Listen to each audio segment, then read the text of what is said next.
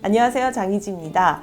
요즘 정말 주변 상황이 쉽지 않죠. 경제도 어렵고 정치적으로도 어수선해서 마음이 무거운 분들이 많을 거라고 생각을 합니다. 하지만 좀 오늘은요, 이 위기를 우리가 기회로 바꾸는 법에 대해서 이야기를 해보려고 해요.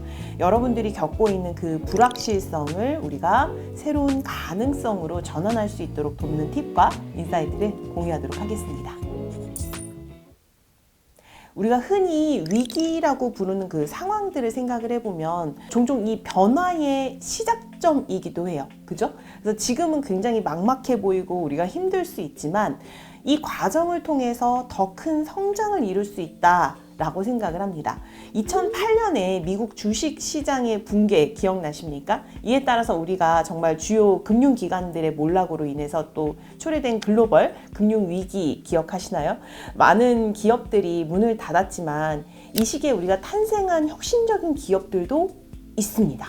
대표적인 사례가 에어비앤비인데요. 창업자 브라이언 체스키와 그 다음에 조 게비아는 불경기로 우리가 자리를 잃은 뒤에 그분들이 샌프란시스코의 아파트에 함께 살게 됐는데 경제적으로 정말 어려움을 겪어서 월세도 내기 어려워졌다라고 합니다. 근데 마침 2007년 10월에 디자인 컨퍼런스가 열려서 근처에 이 호텔 숙박 수요가 늘어났다고 하는데요. 이때 브라이언과 조는 이 숙박할 곳을 못 찾은 컨퍼런스 참석자들에게 자신의 집을 내어주고 아침에 시리얼도 제공하자는 아이디어를 번뜩 떠올렸대요. 그래서 그걸 일명 말하는 대박을 쳤다라는 말을 할 수 있는데요. 에어비앤비의 모태가 되었다라고 합니다. 그러니까 에어비앤비는 사실 위기를 활용해서 새로운 시장을 개척한 일예라고 들 수 있겠죠.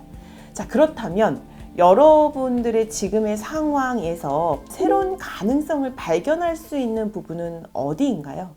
자, 그리고 두 번째로는 우리가 이제 불확실성을 돌파하는 세 가지 전략을 좀 짜보려고 하는데요. 첫 번째는 현실을 인정하고 수용하는 일입니다. 우리 지금의 어려움이 있는 그대로를 받아들이는 일단 첫 번째 과정이 필요한 것 같습니다. 부정하거나 뭔가 도망치려고 하면 오히려 더 큰 막 스트레스로 다가오잖아요. 저도 마찬가지로 지금도 그런 사례가 있기는 하지만 예전에 제가 이제 수학 강사로서 오랜 시간을 일을 했습니다. 그러다 보니까 좀 한때 어떤 삶에 대한 같은 일을 십몇 년 반복하다 보면 그 일이 좀 쉬워지다 보면 그 삶에 대한 좀 매너리즘에 빠지는 그 순간부터 회의감이 좀 들었던 것 같아요.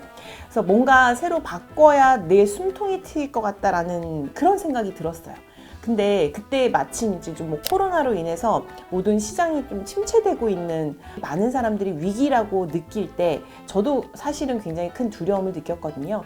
근데 이제 저는 거기서 그때 생각을 해보면 포기하려고 하지 않았고 내가 이 상황이 나에게 주는 메시지가 뭘까를 굉장히 스스로에게 묻고 현실을 받아들이면서 또 새로운 길을 모색하기도 한 것 같아요.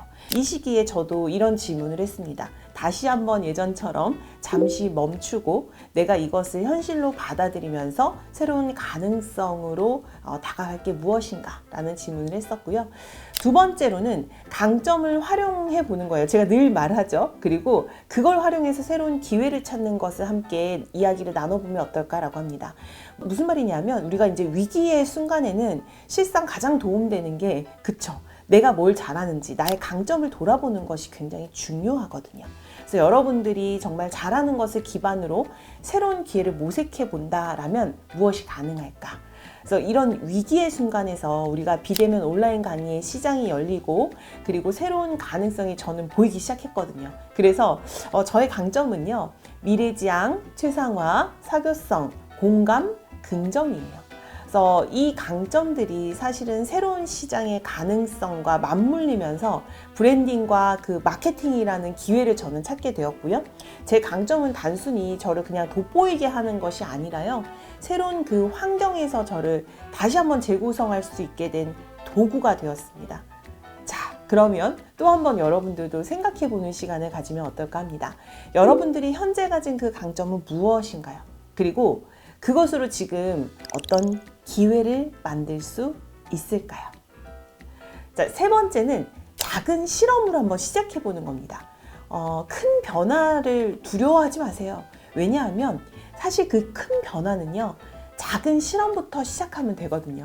새로운 시장에 도전을 하거나 내가 새로운 뭔가 서비스나 비즈니스를 먼저 테스트해 보는 거죠. 저 또한 처음 시작했을 때 뭔가 사업을 해야겠다라고 크게 도전을 했다면 아마 전환하지 못했을 겁니다. 근데 작게 제가 무엇을 했냐면요, 독서 모임을 한번 시작을 해봤어요. 그래서 제 강점을 한번 실험해 보기로 한 거죠.